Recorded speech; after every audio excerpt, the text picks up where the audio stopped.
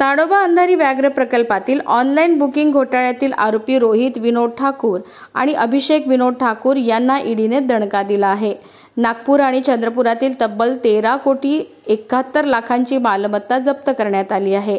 यात स्थावर मालमत्ता आणि बँक खात्यातील रकमेचा समावेश आहे। वाईल्ड कनेक्टिव्हिटी सोल्युशनचे संचालक रोहित आणि अभिषेक ठाकूर आहेत। या कंपनीकडे ताडोबा अंधारी व्याघ्र प्रकल्पातील सफारी बुकिंग, प्रवेश शुल्क, जिप्सी शुल्क आणि मार्गदर्शक शुल्काची रक्कम गोळा करण्याची जबाबदारी होती। सन 2020 ते 2021 आणि 2023 ते 2024 या कालावधीत त्यांनी 16.5 कोटी रुपयांची अफरातफर केली।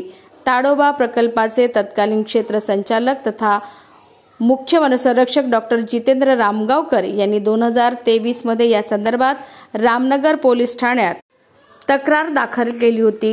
8 एप्रिल 2024 ला ठाकूर बंधूंना अटक झाली।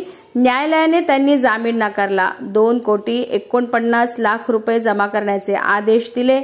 दरम्यानच्या काळात डॉक्टर रामगावकर यांनी या घोटाळ्याची तक्रार सक्तवसुली संचालनालयाकडे केली होती।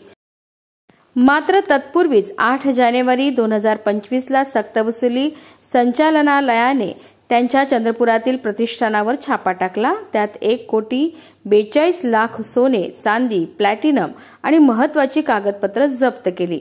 आता ईडीने 13 कोटी 71 लाखांची मालमत्ता जप्त केली आहे।